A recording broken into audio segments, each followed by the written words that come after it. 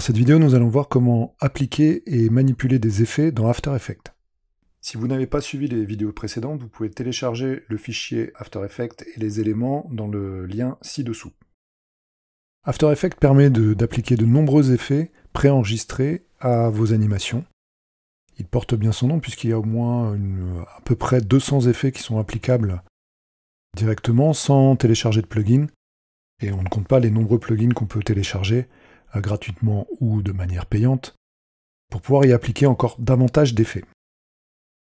Quand on veut appliquer un effet sur un calque, il suffit de sélectionner ce calque et d'aller dans l'onglet Effets, ici. Et on voit qu'on a énormément d'effets. Là, par exemple, sur ce calque audio, je vais pouvoir régler les arrières, les basses, les aigus, l'égalisation, etc., etc. Pour appliquer un effet, il suffit de le choisir soit dans cette liste déroulante. Donc vous voyez qu'on en a énormément. Certains effets se retrouvent dans d'autres logiciels comme Photoshop.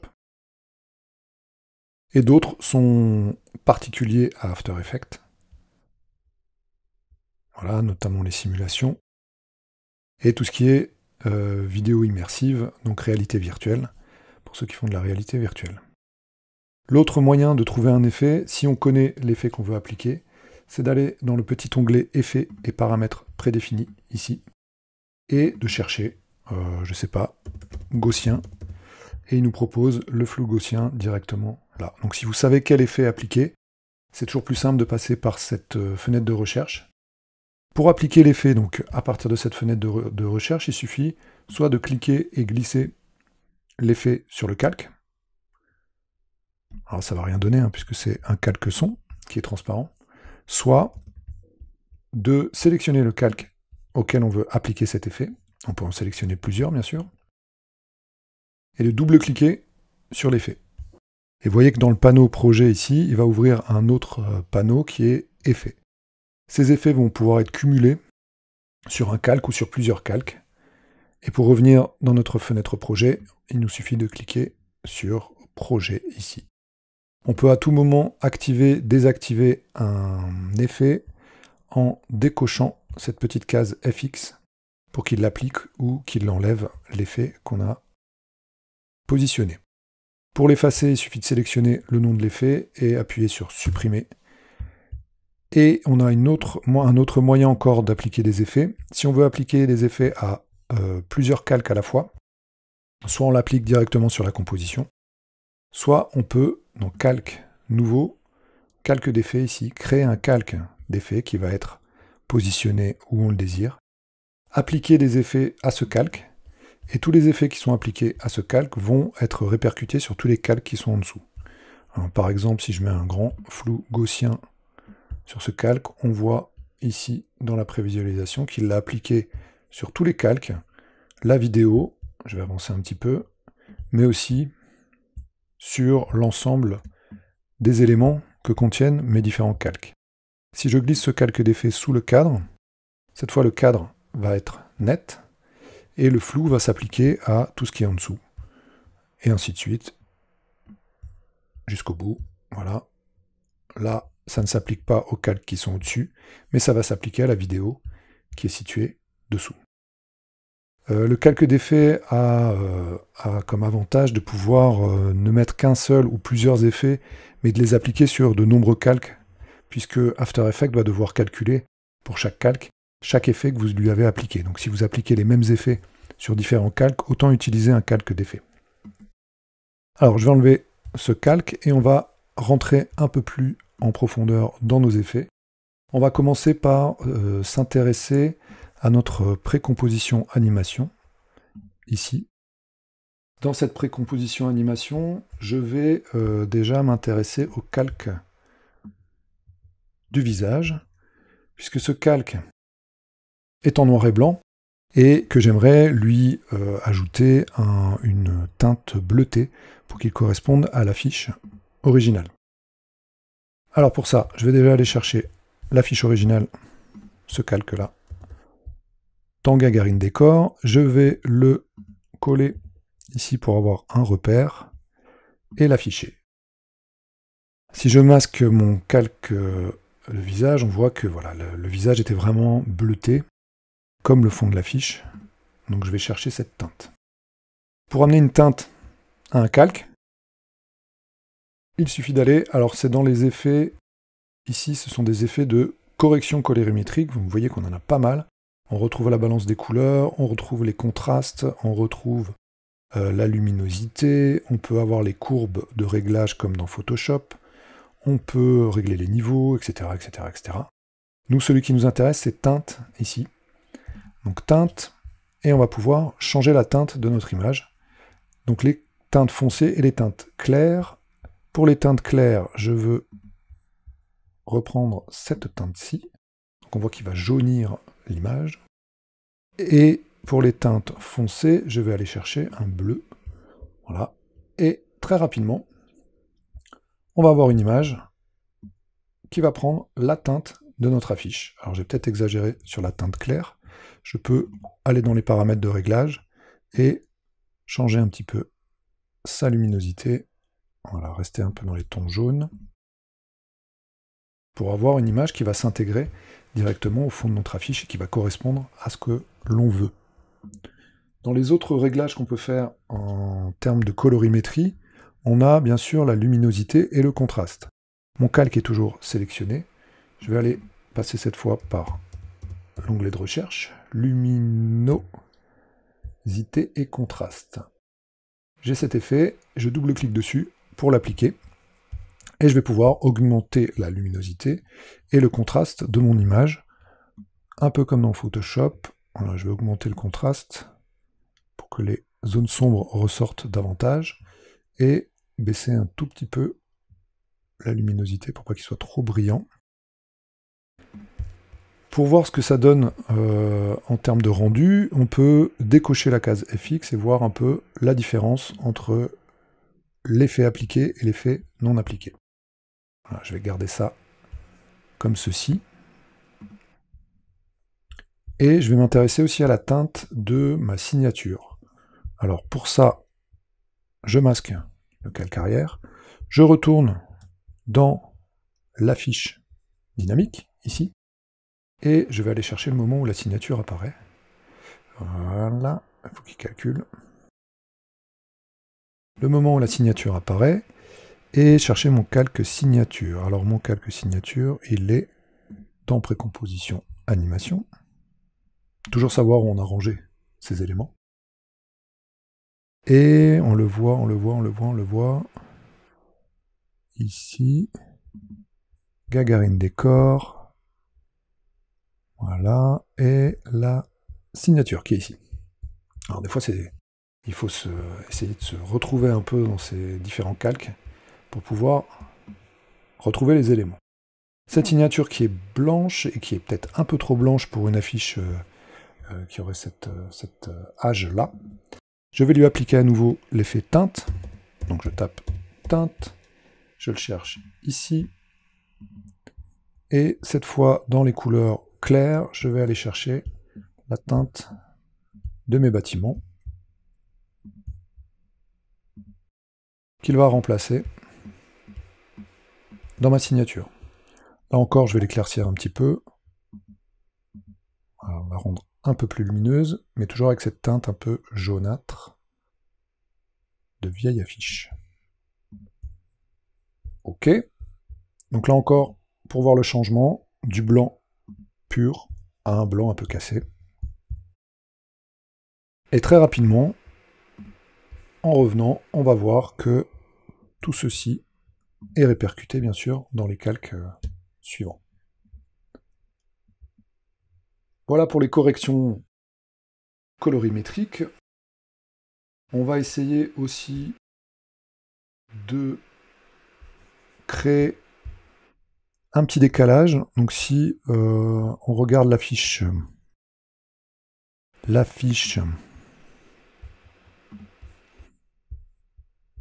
originale, on se rend compte que avec l'impression, on a toujours un petit décalage. L'impression, on a des chevauchements entre les différentes zones de couleurs, ce qui fait qu'on a cet effet un peu de bavure, de vibration de couleurs lors de l'impression. Si on veut retrouver ce caractère un peu imprécis alors que nous, on a travaillé avec des formes vectorielles, donc on va avoir quelque chose de très aiguisé en termes de forme. On va devoir le recréer artificiellement dans After Effects. Pour ça, on va se servir de... Voilà. Alors je ne veux pas que ça s'applique sur le visage de Gagarine, donc je vais à nouveau sortir cet élément. Je fais bien attention de sélectionner Gagarine PNG et son calque de masque, son cache ici, vidéo, pour qu'ils gardent leur lien de parenté. Je vais les sélectionner tous les deux, je vais faire couper, et je vais les mettre dans la fiche dynamique. Je vais les mettre dans la fiche dynamique en dessous de Gagarine. Voilà. Et je les colle. Donc il va les coller en place. On va voir qu'il va bien s'intégrer dans l'arrière-plan. Et maintenant, je vais pouvoir retourner dans mon calque, dans ma précomposition animation, pour pouvoir gérer un petit peu ces décalages. Alors ce qui est intéressant quand on a fait des précompositions, c'est qu'on peut travailler sur leur décalage et leur appliquer des effets directement pour que ça s'applique à tous les calques qu'elle contient. Donc moi je vais créer un petit décalage. Ce que je vais faire avant de créer ce décalage, c'est d'abord de créer de dupliquer mon calque avec son masque qui est au-dessus. Donc je sélectionne les deux, pomme D, et il me crée un duplicata juste au-dessus. Et celui du dessous, je vais le décaler de manière à ce qu'il dépasse un petit peu sur la gauche de l'image. Pour ça, il suffit de sélectionner le calque et de changer sa position avec P. Je vais le décaler d'un pixel vers la gauche et d'un pixel vers le haut. Alors pour l'instant, on ne voit pas grand-chose, parce que ce calque a la même couleur, donc il a fait que élargir un petit peu le contour. Pour qu'on puisse se rendre compte de ce que ça va donner, on va lui appliquer aussi une luminosité, un effet de luminosité et de contraste. Et je vais augmenter sa luminosité, de manière à ce que on ait ce petit débordement ici, qui va s'appliquer aussi bien sur les étoiles que sur les bâtiments, mais aussi sur le texte. Donc je peux augmenter encore un petit peu sa luminosité pour qu'elle se voit davantage sur le texte, et ça va créer cette petite bavure là. On peut faire la même chose, mais de l'autre côté. Donc je peux encore dupliquer ces deux calques, les positionner cette fois à droite, donc je vais changer la position du calque qui est dessous, et je vais augmenter en X de 1, enfin de 2 pixels, et monter d'un pixel pour le suivant. Mais cette fois, je ne le veux pas plus clair que ma zone, mais plus foncé. Il me suffit de revenir, une fois le calque sélectionné, dans les effets ici, et de baisser la luminosité. Voilà, de ce calque, pour obtenir une zone plus foncée, et peut-être même travailler son contraste davantage. Pour avoir une meilleure superposition avec le bleu qui est à l'arrière-plan, je peux aussi changer son mode de fusion en le mettant en mode produit, pour qu'on ait cette superposition là. Alors si je le mets en mode produit, peut-être que je ne suis pas obligé de baisser autant la luminosité. Voilà. Là encore, à chaque fois, ce sont des réglages à faire, histoire d'obtenir une teinte satisfaisante. Alors, je suis désolé pour le rendu. L'ordinateur a un peu de mal là pour créer un rendu en temps réel. Ouais, j'augmente un chouille encore. Je suis obligé de zoomer et de dézoomer. Je ne vais pas vous donner le mal de mer, mais je suis obligé de faire ça pour que le rendu se fasse correctement. Donc on obtient ces petites bavures qu'on a autant sur le texte que sur les formes. Voilà. Et bien sûr, tout ça s'applique à l'animation dans son intégralité. Pour être encore un peu plus proche du réel, on va pouvoir ajouter du flou. Ces zones de flou, on va passer par un autre effet. Et cet effet-là, on va le trouver dans Effet, Netteté. Et dans Netteté, on a tous les flous possibles. Celui qui m'intéresse, moi, c'est le flou gaussien. Donc je vais appliquer un flou gaussien, et vous voyez qu'il rajoute cet effet sous le premier effet de luminosité qui était appliqué au calque. Ce flou gaussien, pour l'instant, est à 0 pixels. On va zoomer pour pouvoir voir un peu ce que ça donne, et augmenter la largeur de du flou en termes de pixels, pour avoir un rendu voilà, un peu plus naturel. C'est vrai que si les encres se mélangent, elles vont pas forcément être avoir un contour très vectoriel. Voilà.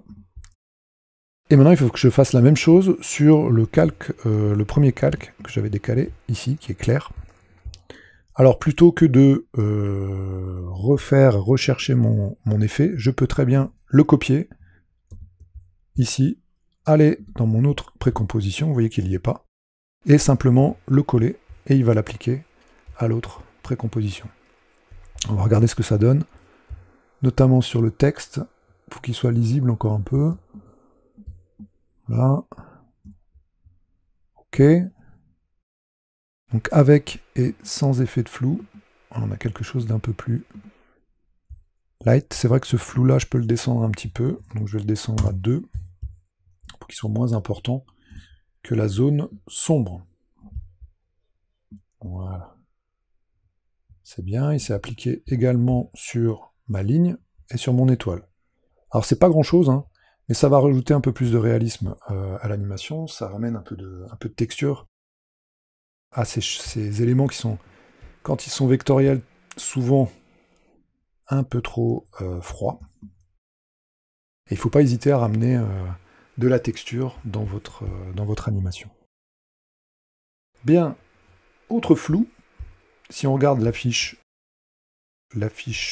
originale, on se rend compte que, je vais la remontrer, on a aussi un flou directionnel au niveau du visage, puisqu'on a l'impression que le visage arrive à grande vitesse avec ce flou directionnel.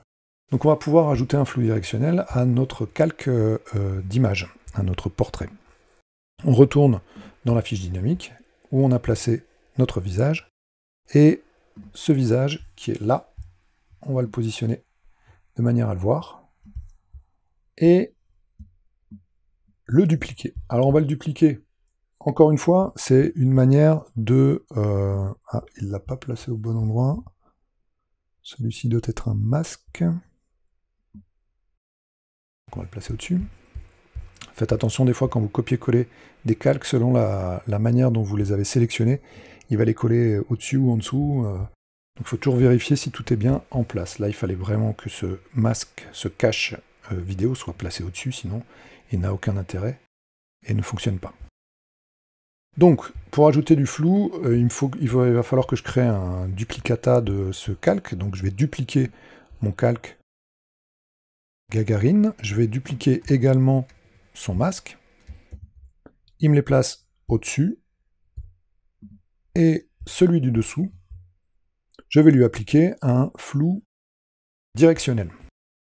Pareil, effet netteté, flou directionnel, qui est ici, où je peux aller chercher dans la zone de recherche.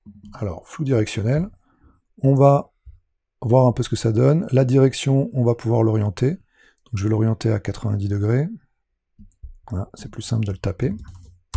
90 degrés. Et on peut choisir la distance du flou. Donc cette distance qui va augmenter au fur et à mesure. Là, on veut une distance qui soit très grande. Je vais même mettre 3000. Et vous voyez que le flou va s'appliquer de part et d'autre. C'est pas forcément ce qu'il y a dans la fiche originale. Ce flou devrait n'être que d'un côté, et donc ne pas s'appliquer des deux côtés de notre visage. Pour ça, on va devoir utiliser... Vous voyez que le masque, même le masque qui est placé par-dessus, l'effet qu'on lui a appliqué dépasse les limites du masque. Donc c'est pas un masque qu'il va falloir appliquer, mais bien un cache qu'on va rajouter par-dessus. On veut que ça arrive très très vite, donc je vais augmenter encore un petit peu le rayon de ce flou directionnel. On a toujours les effets de teinte et de luminosité qui sont appliqués.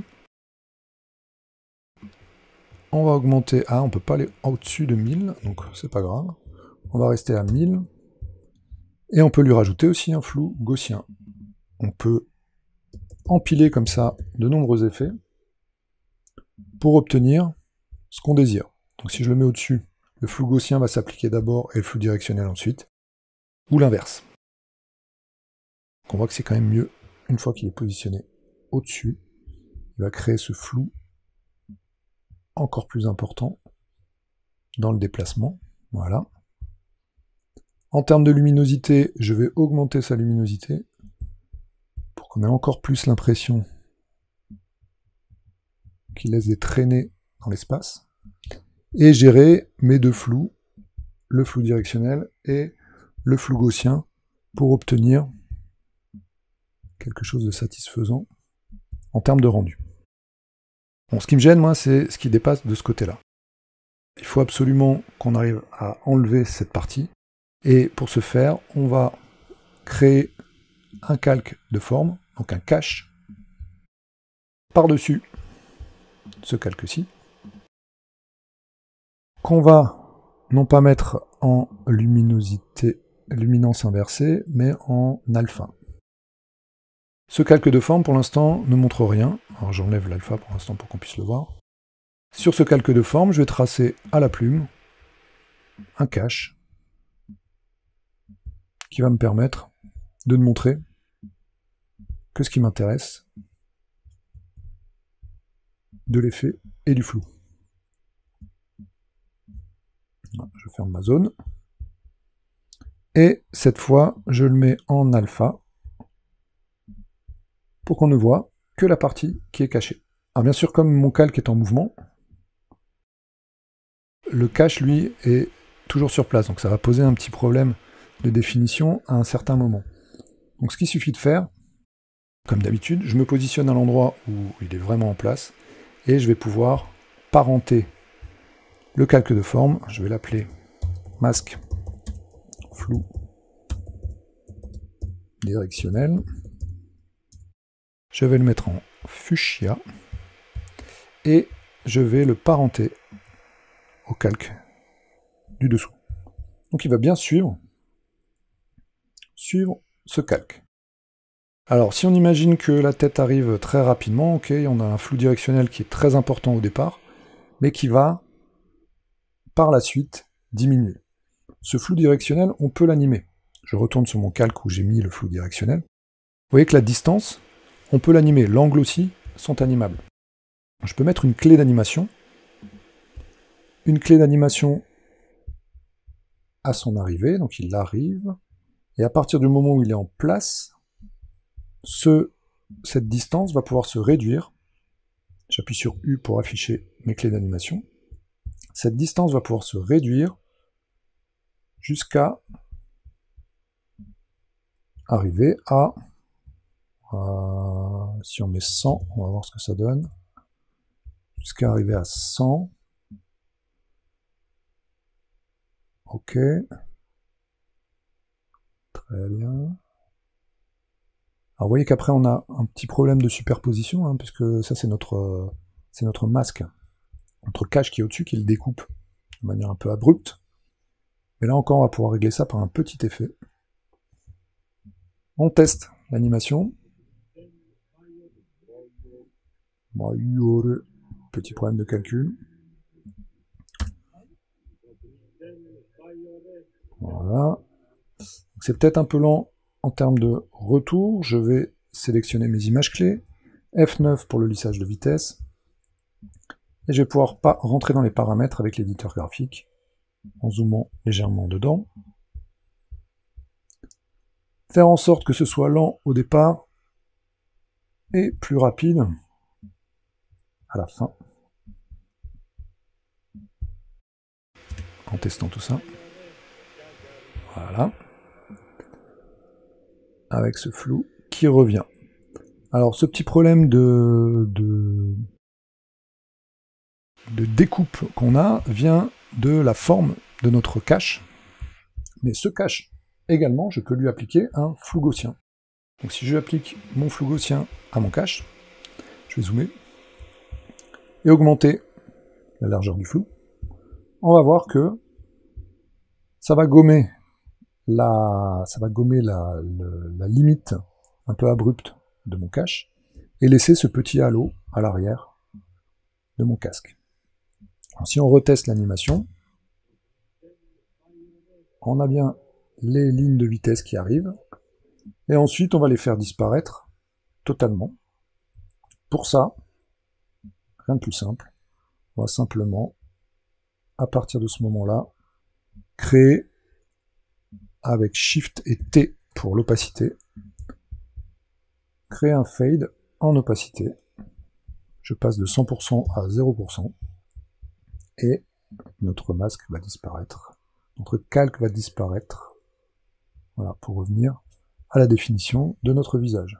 Là encore, je sélectionne F9 pour le lissage de vitesse, et je teste mon animation. Voilà. Donc très rapidement, avec quelques petits effets, flou directionnel, avec des effets de flou gaussien, on arrive à avoir l'effet escompté, ce petit effet de vitesse, dans le casque, le visage de notre très cher Yuri. Un autre effet qu'on va appliquer au visage de Yuri Gagarin, c'est un effet de peinture, puisque là on a vraiment une image photographique, et dans la fiche originelle c'est plutôt une reproduction peinte de ce visage. Donc on a moyen de simuler un petit peu la peinture dans After Effects, comme on pourrait le faire dans Photoshop. J'aurais très bien pu le faire dans Photoshop, dans mon image de base, mais pour vous montrer un peu les effets possibles, on va travailler donc l'esthétique de ce visage. Donc on va chercher dans esthétique, ici, et on a pas mal de choses qu'on peut faire, hein, bien sûr. On va essayer animer peinture. Donc je sélectionne bien le calque Gagarin, j'ai pas pris le bon. Donc celui du dessus.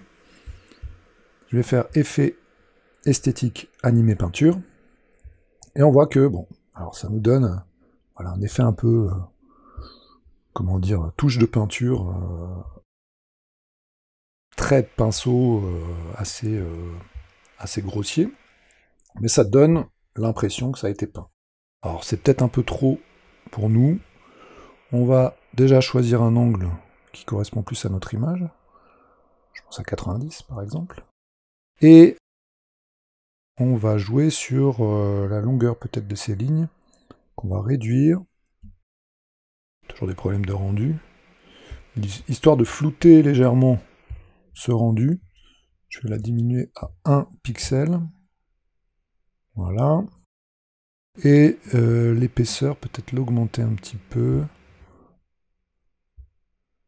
C'est difficile avec ce problème de calcul. Je vais voir à 4 ce que ça donne. Non, beaucoup trop. Ouh là là là là. Là, on sait même plus qui c'est. Donc je vais descendre à 3, voyons voir. Non, 2, c'était bien. Voilà, ce petit rendu à 2. La densité, c'est le nombre de points qu'on va avoir. Là encore, je peux l'augmenter pour avoir davantage de points. Et le côté aléatoire, là aussi, c'est pour mélanger un peu plus ces coups de pinceau. Voilà. Et pour qu'on ait l'impression que ce soit davantage encore une peinture, on va pouvoir ajouter à ceci un flou gaussien qui va nous mélanger encore un peu plus ces traits de pinceau pour qu'on les voit un peu moins. Voilà. Ouais, c'est pas trop mal. Peut-être que là, je peux descendre encore l'épaisseur. à 1,5. Voilà. Pour que les contours soient quand même un peu plus visibles. Et on a donc ce petit rendu peinture assez rapidement dans le visage de notre très cher Yuri. S'il faut, on a encore accès au contraste pour pouvoir augmenter ou diminuer ces contrastes, histoire de faire ressortir les lignes et les volumes. Mais ça me semble pas trop mal. Voilà. En termes d'esthétique, ce qu'on peut aussi, c'est travailler sur l'esthétique du titre, Gagarine, qui lui est encore très vectoriel, avec une définition très vectorielle des lignes, et on peut imaginer créer un peu des accidents dans ces lignes. Alors ce que j'entends par accident, c'est de faire en sorte que ces lignes ne soient pas aussi bien définies, mais qu'elles aient voilà, des contours un peu baveux, comme pourrait l'avoir une impression, une sérigraphie par exemple. Donc pour ça, on va travailler sur les contours, on va rester dans esthétique, et chercher contour brut, ici. Si j'applique contour brut à ma forme, le problème c'est que ça nous donne des lignes complètement ondulées, ce qui ne rend pas du tout honneur à notre typographie. Mais on va pouvoir moduler un petit peu tous ces paramètres pour lui donner un aspect un peu plus craquelé. D'abord on va descendre le nom de la bordure. Très énervant cette prévisualisation qui se fait pas. Donc je vais monter à 3. Je vais jouer sur l'échelle et descendre un petit peu l'échelle. On va passer à 10. Et on voit déjà apparaître sur les bordures, vous voyez, si je montre l'effet ou sans effet, on a un effet, une ligne très nette et quelque chose d'un peu plus craquelé sur les bordures, ce qui pourrait s'apparenter à une impression où on a la peinture qui va aller dans le grain du papier. Pour mieux le voir, il faut désélectionner le calque, et en s'approchant, on va pouvoir voilà, obtenir vraiment un effet, cet effet un peu granuleux de ces lignes. C'est toujours bien de sortir de l'aspect vectoriel, on s'occupera du cadre bien sûr après aussi. Sortir de l'aspect vectoriel pour donner un peu plus d'attrait aux animations, à moins que ce soit une recherche esthétique et qu'on veut vraiment avoir un rendu vectoriel. Moi je suis de l'école de ceux qui aiment bien texturer leurs animations et voilà, donner un peu plus de réalisme à tout ça. Je pense que ces réglages sont suffisants. S'ils ne sont pas suffisants, on peut doubler cet effet. Donc je le duplique, pomme D. Et il va rajouter des contours bruts à ces contours bruts. Par contre, ceux-ci, je vais les descendre encore un peu plus. Donc je vais les mettre à 1 et à 5. Voilà. Et il va donc ajouter un effet sur un effet. Donc on aura des contours encore plus nets. Voilà, sans ou avec. Ça dépend du rendu que vous voulez avoir. C'est vraiment une question de préférence et de goût. Là, on a quelque chose de beaucoup plus net, une définition beaucoup plus nette des contours.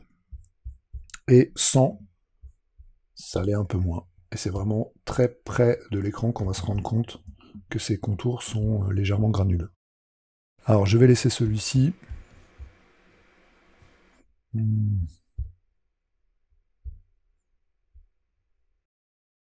Ouais, je vais laisser celui-ci. Et je vais m'occuper du cadre, parce que ce cadre est encore très vectoriel.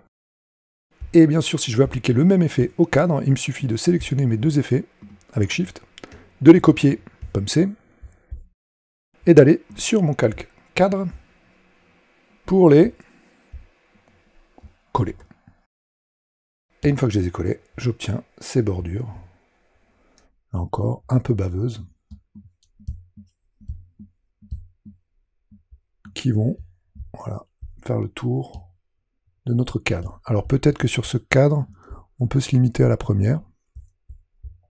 Ouais, c'est pas trop mal.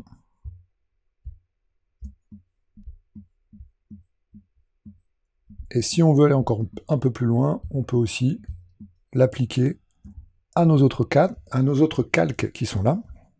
Donc ce contour brut, je peux le copier et je peux aller le coller sur la précomp animation, la première qu'on va voir, pour lui donner un aspect là encore un peu plus imprimé. Alors il faut vérifier sur les petites zones si ça reste lisible. Ça m'a l'air pas mal. Et je vais faire de même pour les autres calques ici. Je peux sélectionner les deux avec pomme ou contrôle et coller mon effet. Voilà. Alors il est peut-être un peu... Il est peut-être un peu fort pour ces petits éléments. Donc je vais revenir en arrière. Je vais m'intéresser au premier et le régler en mettant un peu moins de bordure, un peu moins de transformation. Voir ce que ça fait ici. Ouais, c'est un peu mieux. Alors c'est beaucoup moins perceptible, hein, c'est sûr. Mais si on diminue l'échelle, on devrait pouvoir arriver à quelque chose. Ouais. C'est surtout dans les lettres où il faut que ce soit, ça reste lisible. Donc je vais le copier et l'appliquer à mes calques. Voilà ce que ça donne. Ouais, c'est mieux. Alors c'est un peu idiot des fois de se dire on passe d'un élément vectoriel qu'on a bien travaillé, qui est dessiné au cordeau, pour pouvoir le modifier. Mais ce ne sont que des effets, donc si on veut vraiment revenir en arrière, il suffit d'enlever l'effet pour obtenir à nouveau notre élément vectoriel. Bien, en termes d'esthétique, je pense qu'on a fait le tour. Il nous reste encore à voir les effets de déformation. La déformation, si on regarde dans la fiche dynamique que j'avais créée pour l'exemple, on a encore un drapeau ici. On s'en est pas occupé parce que ce drapeau, il faut le faire voler au vent. Alors, ce drapeau se trouve dans Gagarin Décor et il est masqué. Le voici, le drapeau rouge et le mât. Situé à la base de notre animation. Et pour animer ce drapeau, on aurait très bien pu le convertir en calque de forme et l'animer point par point, comme on a pu le faire pour certains des calques. Des fois, c'est plus simple dans After Effects d'utiliser les effets intégrés pour pouvoir créer des animations plus rapidement, plus efficacement, sans avoir à se casser la tête pendant des heures pour obtenir un résultat. C'est le cas notamment des, je sais pas, des particules, des dégradés, des choses comme ça, où on préfère souvent passer par un effet. Ça donne un résultat bien meilleur et bien plus rapidement que de se casser la tête avec des calques de forme. Donc nous, on va remplacer ce drapeau-là par un rectangle auquel on va mettre une animation, auquel on va appliquer une animation pour qu'on ait l'impression qu'il fasse, ouais, c'est mieux, des ondes.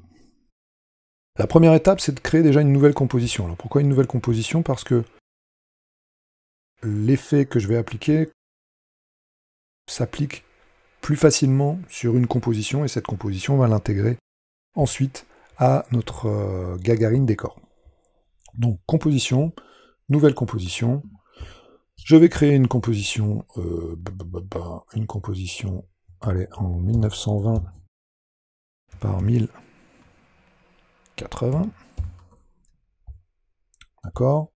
Cette composition va avoir 20 secondes de long et 24 images par seconde. Je vais l'appeler drapeau.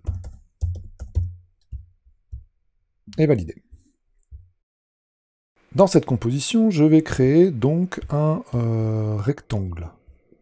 Calque, nouveau, calque de forme. Et créer un rectangle.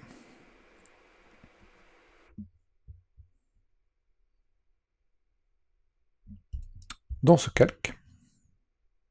Ce rectangle devant être un petit peu plus petit que mon calque. Et se positionner en termes d'alignement. Alors on va aller dans aligner, dans la composition. Je veux qu'il soit centré verticalement et qu'il soit aligné sur le bord de la composition. Son fond, je vais aller chercher la couleur du contour, là je crois que c'est la bonne. Là. Et son contour doit être inexistant. Voilà. Pour l'instant, on a un rectangle sur un fond transparent. Et on va pouvoir lui appliquer un effet, donc c'est un effet de déformation, effet, déformation. Et là, on va choisir onde progressive.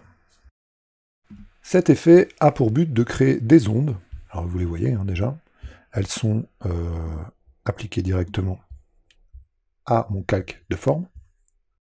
Et ces ondes, il va les créer et on va pouvoir les animer. On peut choisir bien sûr la forme des ondes, rectangulaire, triangulaire, etc., etc. Donc ça permet de faire non pas seulement des animations pour un drapeau qui flotte au vent, mais ça peut être des animations pour bien d'autres choses. Nous, on va choisir sinusoïdal, et on va gérer un petit peu l'amplitude. L'amplitude, c'est donc la hauteur de nos creux, et la période, c'est l'espace entre chacune de ces vagues. Là encore, attention à une chose, il ne faut pas que ça dépasse de la composition, puisque sinon, quand on va l'intégrer, ces formes vont être découpées. Donc je vais diminuer un petit peu l'amplitude, augmenter encore légèrement la période, voilà. L'axe, je vais le laisser à 90 degrés, puisque je veux que le vent souffle dans ce sens. Alors peut-être pas 90, on va tester. Non, il souffle du mauvais côté. On va donc mettre l'angle à moins 90, pour que le drapeau souffle dans le bon sens. Ok. La vitesse, on la gérera après. Exclure, ça c'est important. Exclure. On peut exclure le pourtour, le centre ou le bord. Alors nous, on va exclure le bord droit, puisqu'on veut qu'il soit attaché, comme s'il était attaché au bord droit, et que ces vagues arrivent de ce côté. Donc vous voyez que ça va changer la forme des vagues, qui vont être plus creusées à un moment, et là c'est comme s'il était attaché au poteau, donc ces vagues vont un peu moins se creuser, il va être plus tendu par rapport à ce poteau. Ensuite, on peut travailler sur la vitesse. Je peux augmenter la vitesse. On va voir un peu ce que ça donne. On va monter à 5, beaucoup trop rapide. On va le laisser à 3, ça m'avait l'air pas mal. Non, beaucoup trop. Donc 2. Voilà, c'est bien. Et la phase, on peut l'augmenter aussi. Ça va créer des déformations. Et créer davantage de mouvement dans cette ondulation. Autre moyen d'avancer encore un petit peu plus, je vais peut-être augmenter davantage la phase, augmenter encore un petit peu tout ça. Donc si je la mets à 60, ça ne dépasse pas, c'est bon. Ici, je peux la mettre à 300. Voilà, et avoir des vagues qui sont un peu plus larges. Ok. Ce qui peut être intéressant aussi, plutôt que de rester à 90, c'est de monter un tout petit peu notre angle, puisque vous voyez quand je suis à 90, voilà, quand je suis à 90, le bord du drapeau est tout droit, donc reste vertical, ce qui n'est pas très naturel. Par contre, si je change l'angle, je vais augmenter un peu mon angle, on commence à voir le bord du drapeau qui ondule davantage, et qui va se comporter de manière un peu plus naturelle, au fur et à mesure qu'on change cet angle. Bien sûr, les vagues vont être un peu moins creusées à ce moment-là, donc on peut aussi diminuer encore un peu l'amplitude pour avoir des vagues. Je vais la remettre à 200 pour avoir une amplitude de vague un peu plus importante. Donc c'est des paramètres avec lesquels il faut jouer pour pouvoir avoir l'effet escompté. Une fois que vous êtes satisfait de tout ça, on va retourner dans la précomposition Gagarine Décor, où on avait notre drapeau, et venir positionner dans la fenêtre projet la composition drapeau au-dessus de Gagarine drapeau rouge. Alors vous voyez qu'elle est énorme. J'ai travaillé avec un très grand format, le but étant surtout de pouvoir la diminuer et la fixer à l'endroit désiré. Je vais déjà diminuer son échelle avec S. 30%, non, moins. 15%, mieux. Je vais la disposer à l'endroit voulu. Je vais également changer son point d'ancrage avec l'accrochage pour le ramener dans, voilà, de ce côté-là. Et je vais changer son angle de rotation avec R pour obtenir l'angle désiré. Je vais zoomer un petit peu, l'amener sur mon mât, vérifier que rien ne dépasse. C'est pas mal. En termes de rotation, voilà, ça m'a l'air un peu mieux. Et en termes de proportion, on a un petit problème puisque ça rentre dans le... Ça rentre dans l'immeuble qui est là, donc on va devoir diminuer un petit peu à nouveau son échelle. Alors si je veux garder la hauteur du drapeau, non, je vais quand même diminuer un peu plus comme ça. Voici, ok. Si je veux garder la hauteur du drapeau, mais changer sa largeur, je décoche ici, et je vais descendre un peu en largeur, pour avoir vraiment le rendu voulu. Ok. Maintenant, le seul problème, c'est que il est toujours présent, ce drapeau. On ne l'avait pas encore animé. Donc je vais lier parenté drapeau au mât. Et je vais animer le mât. Au moment où arrivent les étoiles, on va faire en sorte que le drapeau arrive aussi, un petit peu après. Voilà, donc drapeau rouge, sa position finale sera ici. Voilà, et il arrive un tout petit peu plus tard. Donc je vais le déplacer un peu avant, en le mettant en dehors de ma composition. Donc en dehors de ma composition.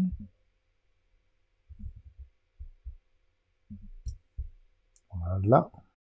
Je n'étais pas sur la bonne image. Et en gardant l'angle d'arrivée. Je vais tester tout ça. On va aller un peu vite, mais...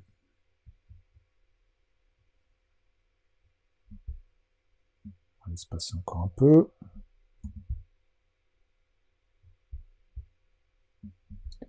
Toujours un peu robotique, donc on va lisser la vitesse avec F9.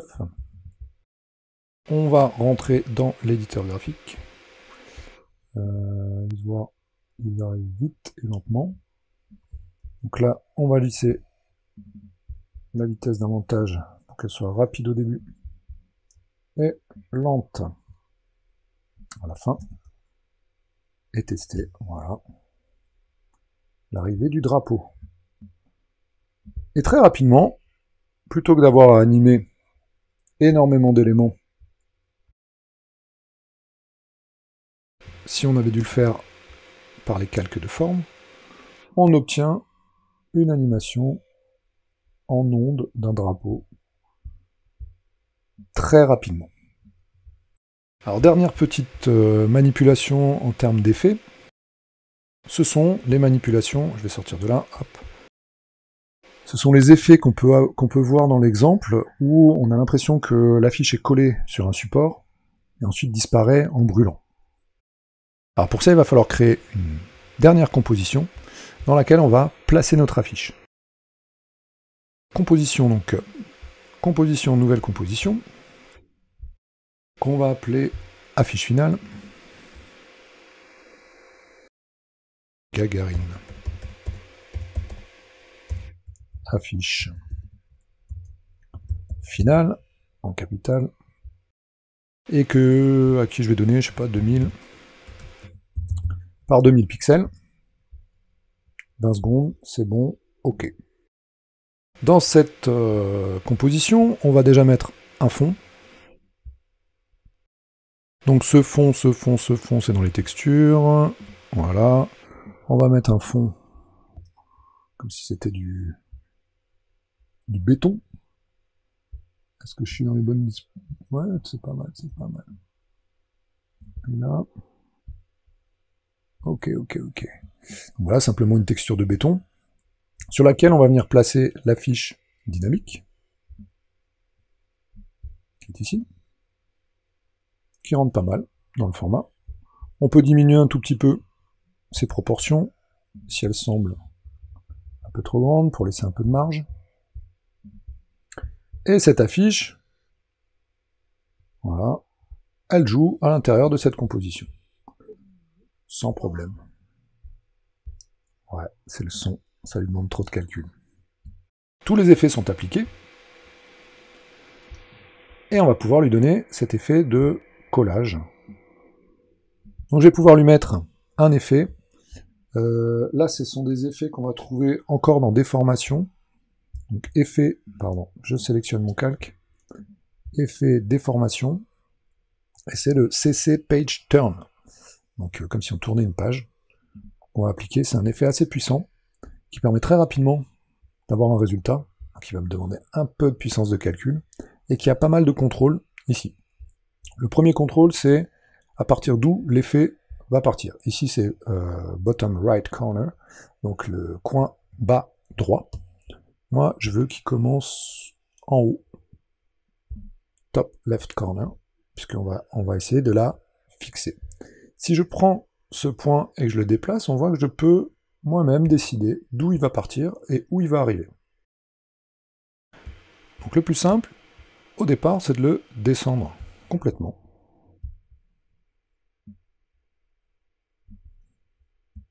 De le descendre complètement. Et de le déplacer. Donc ici, c'est la position du point. Je vais créer une clé d'animation. Et en, je sais pas, une seconde, créer une deuxième clé d'animation en prenant la poignée qui est là, et en la faisant monter dans l'angle en haut. Alors, je vais zoomer un peu plus pour que vous y voyez plus clair. Et entre les deux, il va créer une animation. Voilà. Alors là, elle est un peu trop rectiligne à mon goût. Donc il faudrait que ce point-ci, je le descende un peu de travers pour que il la colle, voilà. Il la colle de manière un peu plus naturelle. Vous pouvez gérer aussi donc la vitesse, hein, bien sûr. Là, je vais pouvoir, dans cet effet, lui mettre un lissage de vitesse. Tout est lissable, tout est modifiable. Voilà. Et vous voyez qu'il y a une transparence de l'affiche. Cette transparence n'est pas forcément intéressante pour nous. L'opacité de l'arrière-plan, on peut le gérer. Mais il garde en fait la même image qui va coller au fond. Et il nous demande, alors on peut utiliser aussi la direction de la lumière. D'accord. On peut changer la direction de la lumière selon qu'on veut que la lumière arrive du haut, du bas ou de côté. Là, la lumière arrivant du haut, on a une grande brillance.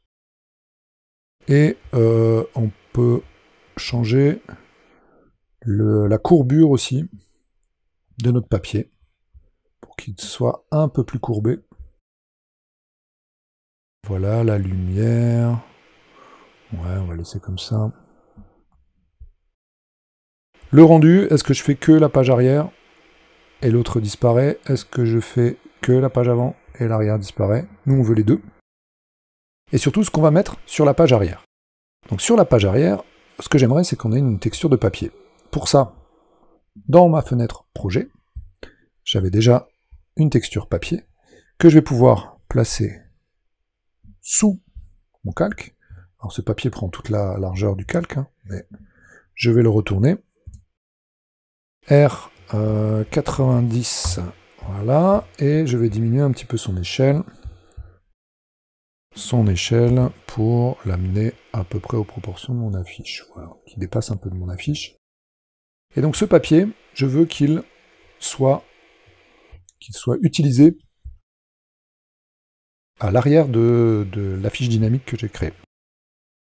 Pour ça, on a juste à retourner sur Gagarine, ici, dynamique, aller dans les effets, et choisir comme source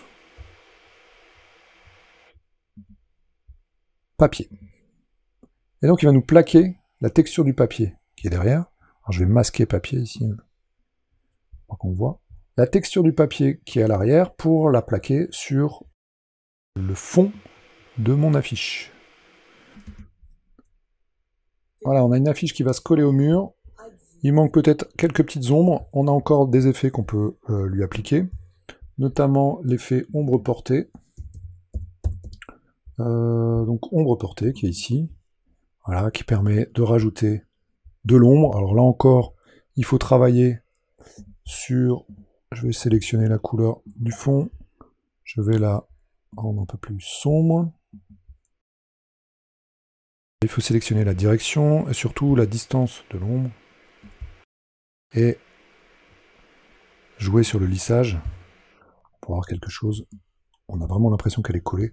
Donc là, elle est décollée par rapport au support. Donc on va le rapprocher un petit peu. Voilà, ce qui peut permettre de détacher encore davantage, visuellement en tout cas, les éléments. Ok. Et enfin, à la fin de cette animation, on va arriver à une affiche vide. Et normalement, ouais, c'est là. Ah oui, il y a un retour, donc on fait attention parce que ma vidéo ne dure que 17 secondes. Donc une fois qu'elle disparaît comme ça, je vais la faire brûler. Pour qu'elle brûle, c'est un autre effet. Cet effet, c'est CC Burn. Où est-ce qu'on le trouve déjà celui-là? Voilà, dans Esthétique. CC Burn Film, donc film brûlé. Et on va pouvoir activer le burn et choisir à partir de où il va prendre feu. On va prendre, je sais pas, il va prendre feu ici. Et il va prendre feu ici. Et on va cliquer sur Burn, faire apparaître le point de départ et le point de fin. On va augmenter tout ça et il va brûler totalement. Enfin, j'espère totalement qu'il ne reste rien. Ah, il reste quelques petits points encore. Donc on va le monter à 100. Et là, normalement, il est totalement brûlé. Et donc sur la fin, pour faire disparaître l'affiche, ça demande un peu plus de calcul. On va pouvoir la faire brûler. Alors, on va le laisser calculer pour que vous ayez une vision de ce que ça donne.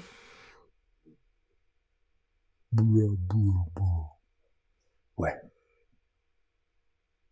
L'ordinateur surchauffe.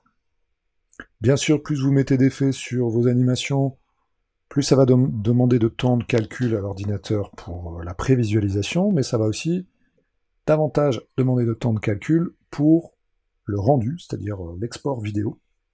C'est ce qu'on verra dans la prochaine vidéo explicative, prochaine et dernière vidéo explicative.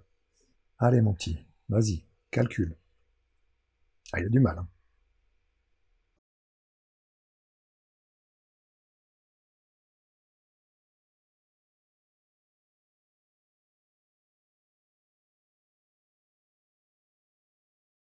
Il a enfin fini de calculer. On peut voir le résultat en temps réel.